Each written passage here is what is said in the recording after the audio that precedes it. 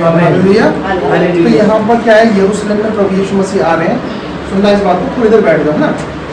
तो ये मतलब बहुत अच्छा मैसेज आपको मिलेगा कि जब प्रभु यीशु मसीह यरूशलेम में आ रहे हैं तो उन्होंने बोला जाओ, एक गधी और गधी का बच्चा तुम्हें मिलेगा, उसे खोल के लेके आओ। चेलों से बोला गया था ये। लेकिन दूसरे गॉस्पेल सिर्फ गधे एक ही का जिक्र करते हैं, लेकिन मत्ती से दो का जिक्र करता है, एक गधा और एक गधी का बच्चा। लेकिन जहाँ पे कुछ कमेंट्रीज बताती हैं, कुछ क्या कहते हैं टीचर बताती हैं, जो गधी जो उससे बंधी हुई थी, क्या कहते हैं एक रस्सी से बंधी हुई थी, वो प्रतीक बताते हैं यहूदी का, क्योंकि वो व्यवस्था से बंधे हुए थे। दूसरा जो खुली हुई थी वो अविश्वासी के लिए बताता है, उनके पास कोई आशा नहीं थी, वो कहीं पर नहीं जा सकते थे। और प्रभु यीशु मसीह ने बोला तुम जाओ और उनको वहां से खोल के लेके आ जाओ। और वहां से, और वो क्या कहते हैं उस गधी को खोल के लेके आए, और गधा उसके जो छोटा बच्चा था, वो लादू का बच्चा था, वो पीछे पीछे आने लगा। हालेलुया।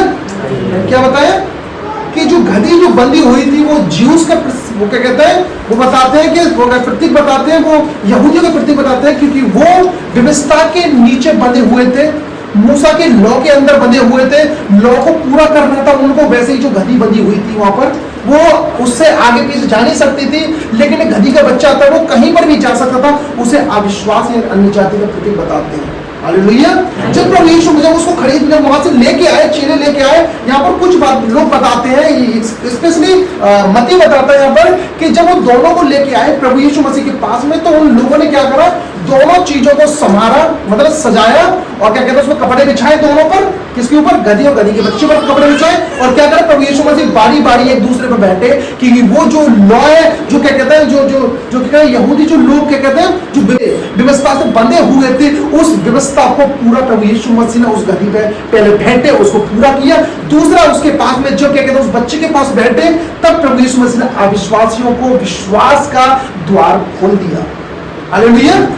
सुनो, अभी गधी का जिक्र दिया गया है। आप देखोगे उत्पत्ति के अंदर जो आइजक को प्रतीक माना गया है प्रभु यीशु मसीह का।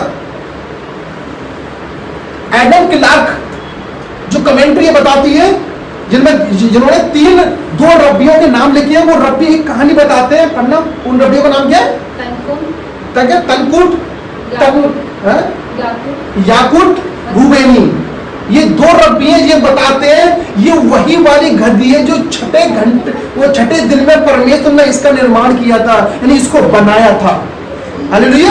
आप सुनो मैं क्या कह रहा हूँ, ये बहुत डीपली बता रहा हूँ। वो दो रब्बी क्या बताते हैं, और एडम क्लार्क अपनी कमेंट्री बताते हैं, ये वही गधी है जो छठवें दिन में परमेश्वर ने इसको बनाया, यानी वही की वंशावली आ रही है। ये वही की वंशावली है जो आइजक को क्या कहते हैं, जब अब्राहम कहाँ लेके जा रहा है, आइजक को सैक्रिफाइस करने, बलिदान चढ़ाने के लिए लेके जा रहा है। ये वही की गधी है, वही वाली गधी है, वही की जनरेशन आ रही है। और ये वही गधी है जो मूसा मिस्र में इस पर बैठ के गए थे। ये वही गधी है जो प्रभु यीशु मसीह ने उसको बुलाया, और मैं इसके ऊपर बैठूंगा और इसको क्या कहते हैं आजाद करूंगा। हालेलुया। लेकिन मैं क्या कह रहा हूं, ये वही गधी है जो परमेश्वर ने छठवें दिन को शाम के टाइम पर बनाया था परमेश्वर ने इसको, और उसी की वंशावली निकल के आ रही है। लेकिन एक बात समझ में आनी चाहिए आपको कि अशुद्ध चीजों को परमेश्वर ने दूर रखा है। गधा और गधी हमेशा अशुद्ध थे। गधा और गधी जितने भी थे जानवर थे, वो सब अशुद्ध है। लेकिन परमेश्वर ने क्यों बोला कि सिर्फ गधे के पहलौठे को छुड़ाना? हालेलुया। गधा जब मिस्र से निकल रहे थे तो परमेश्वर क्या कहता, हर एक व्यक्ति गधे से लदे हुए सोना और चांदी लेके आ रहे थे। तो परमेश्वर ने बोला भले ही ये अशुद्ध क्यों ना सही, इसने इजराइलियों की हेल्प करी है, अब मैं क्या करूंगा, इसको छुड़ाने की विधि ठहरा दूंगा। हालेलुया। सुनो, परमेश्वर ने गधे को ही क्यों चुना? गधा एक नरम एक जानवर होता है, वो एक दीन होता है। वैसे ही देखो, सुनो, डाली बिछाई गई, उसमें कौन चल रहा था? समझो, सुनना इस बात को। डाली और कपड़े बिछाए गए थे, उसमें कौन चल रहा था? गधे चल रहे थे ना, गधा चल रहा था। यीशु मसीह कहाँ बैठे थे? ऊपर बैठे थे। लेकिन आदर और सम्मान गधे को भी मिल रहा था। ध्यान रखना, जो अशुद्ध चीज थी परमेश्वर उसके ऊपर बैठा और परमेश्वर ने उसको क्या कहते हैं, उसे वैल्यू दी। क्यों भेंटा परमेश्वर? गधा नरम जानवर होता है, गधा का स्वभाव बहुत नरम होता है। वैसे ही जब कभी हमारा जो स्वभाव है, जब हम हमारा स्वभाव को नरम में लेके आते हैं, जब हम किसी की सुनते हैं, जब क्या कहते हैं, जब कोई हमें समझाता है, हालेलुया, जब कोई हमें समझाता है या फिर ऐसा बोल सकते हैं कि हमारा जो बोलने का तरीका, यदि हम किसी को बोलते हैं, किसी को हर्ट फील ना हो रही या हो रही है या नहीं हो रही, यदि हम सोच समझ के हम बातें करते हैं या सोच समझ के हमारा कैरेक्टर क्या कहते हैं दूसरों को आगे प्रेजेंट करते हैं, तभी प्रभु यीशु मसीह आपके जीवन में रूल कर पाएगा। गधा एक नरम जानवर था।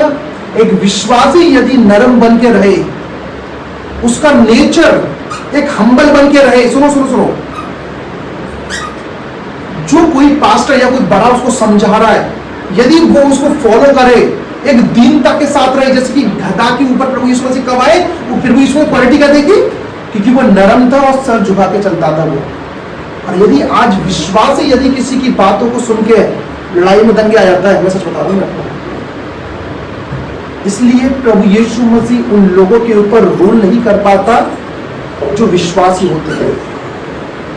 आप प्रार्थना कर लो कितनी भी, एक्सपीरियंस बता रहा हूं, कभी रात निकल गई है प्रार्थना करते करते, कोई बोले कि मसीह के कैसा पास्टर है, कोई कहे कि क्या कहता वचन कितनी बार बाइबल पढ़ते मुझे भी नहीं पता, लेकिन एक्सपीरियंस बता रहा हूं आपकी, आप कितने घंटे प्रार्थना कर लो, वचन उपवास कर लो, जब तक आपका स्वभाव उस गधे के जैसा ना हो, क्योंकि कैसा, जो नरम और बेचारे के पास इतना बोझ रहता है तो भी वो ची नहीं करता। एक विश्वासी का यदि जीवन ऐसा है, तभी परमेश्वर उसके जीवन में राज करता है, वरना राज नहीं करता। हालेलुया। कहानी बताती है कि वो गधा उसको चुना, वही गधा वो था जो उत्पत्ति में छठे दिन में बनाया गया था, वो गधे, उसी की वंशावली में प्रभु यीशु मसीह उसको बैठे, वो गधा ही था। एक अशुद्ध गधे को प्रभु यीशु मसीह ने, सोचो, जो अशुद्ध जानवर माना जाता है उसके ऊपर प्रभु यीशु मसीह बैठे, लेकिन बाइबल कहती है शुद्ध अशुद्ध में से शुद्ध कौन निकाल सकता है, कोई नहीं निकाल सकता, लेकिन प्रभु यीशु मसीह ने ये काम करके दिखा दिया। हालेलुया। आपके जीवन में दिक्कतें कितनी भी ना हो, कितनी भी हो, मायने ये रखता है कि आपका स्वभाव कैसा है। आप विक्ट्री जब ही पा पाओगे, आप विजेता जब ही होगे जब प्रभु यीशु मसीह को अपने ऊपर रूल करने दोगे। हालेलुया। आप वचन को पढ़ रहे हो, वचन को पढ़ रहे हो, क्या वचन आपसे बातें कर रहे हैं या आप वचन से बातें कर रहे हो? हालेलुया। आप समझो मैं क्या कह रहा हूं? आपका स्वभाव बताएगा कि आप मसीह में कैसे हो। आपका स्वभाव बताएगा यीशु मसीह तुम्हारे ऊपर रूल कर रहा है नहीं कर रहा। आपका स्वभाव बताएगा, आपकी लैंग्वेज बताएगा, आपका बॉडी लैंग्वेज बताएगा कि प्रभु यीशु मसीह आपके ऊपर रूल करता है नहीं करता। वो गधे के ऊपर यीशु मसीह बैठे हैं और उनको यीशु मसीह को पता है गधा नरम है और वो शांति का प्रतीक है। जब गधे में कोई जाता है वो शांति का प्रतीक है। एक विश्वासी भी शांति का प्रतीक जब भी माना जाता है जब यीशु मसीह उसके ऊपर राज्य करेगा। यीशु मसीह उसको आया, गधे के ऊपर बैठा और लोगों ने डालियां बिछाई, लेकिन चल कौन रहा था? गधा चल रहा था। यीशु मसीह को थोड़ी चल लेते हो, गधा चल रहा था। गधे के ऊपर क्या बिछाया उसने? अच्छे कपड़े बिछा के यीशु मसीह इस पर बैठे, है ना? अगर ढंग से पढ़ोगे तो क्या है, गधे के ऊपर क्या बिछाया था? कपड़े बिछाए थे। गधे के नीचे कपड़े बिछाए थे। लेकिन यीशु मसीह को लोग क्या कहते हैं, यीशु मसीह को ज्यादा प्रेजेंट करते हैं कि हाँ खुदा ने रूल किया सबके ऊपर, लेकिन किसी ने अंदर आने नहीं दिया। हालेलुया। यहाँ पर कहता है कि चेलों ने जाकर यीशु ने उनसे कहा था, चेल वैसा ही किया और गधे के बच्चों लेकर उन पर अपने कपड़े डाले और वह उन पर बैठ गया। तब बहुत से लोगों ने अपने कपड़े मार्ग में बिछाए और अन्य लोगों ने पेड़ों की डालियां टंगाकर मार्ग में बिछाई, और जो भीड़ आगे जाती थी पीछे पीछे चलती थी पुकार कर कहती थी, दाऊद के संतान की होसन्ना। हालेलुया। दाऊद के संतान की होसन्ना। ये होसन्ना का जो वर्ड आया है ध्यान रखना,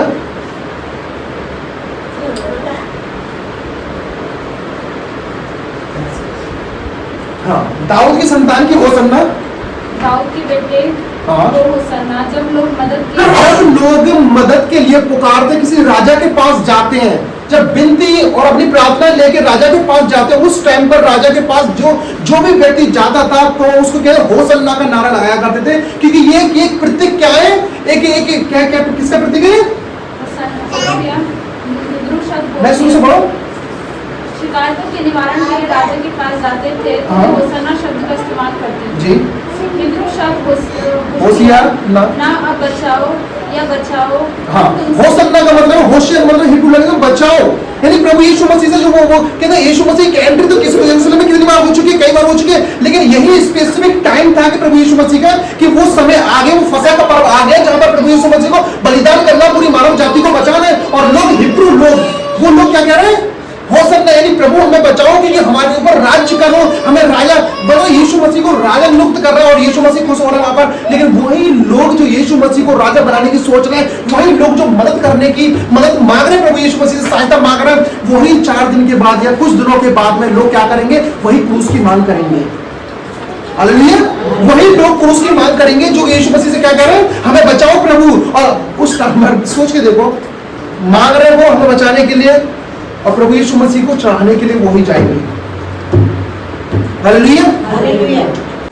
और करने से इस प्रकार लोगों के शब्द और कार्य दोनों साबित करते हैं कि उन्होंने मसीह को राजा अपना स्वीकार किया और उद्धार के लिए उसकी ओर देखा। उद्धार के लिए उसकी ओर देखा। हाँ, दाऊद की संतान हाँ। मसीह का एक प्रसिद्ध विशेषण हाँ। वह जो नाम में आता है, जो प्रभु के नाम में आता है।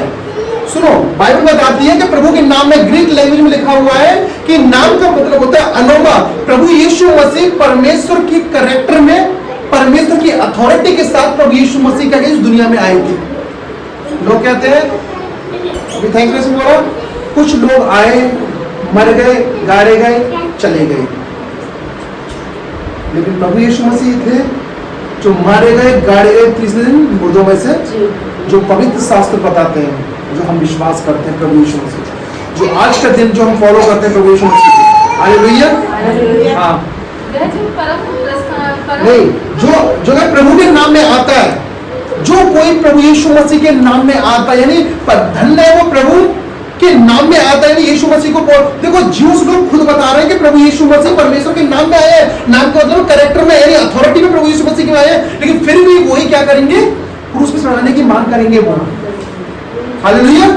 होसन्ना के नारे लगाए कि परमेश्वर को बचाओ, प्रभु यीशु मसीह बचाओ कि हमारे ऊपर रोमन साम्राज्य हम पर रूल करता है, हमारा राजा यीशु मसीह रहेगा तो हमें बचाएगा। लेकिन सदों की फरीसियों ने क्या किया, उसी काम को, यीशु मसीह के काम को क्या कर दिया, उसने क्रूस पे चढ़ाने की मांग कर दी।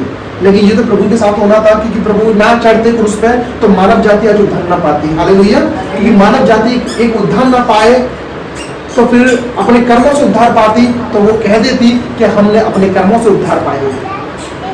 हालेलुया।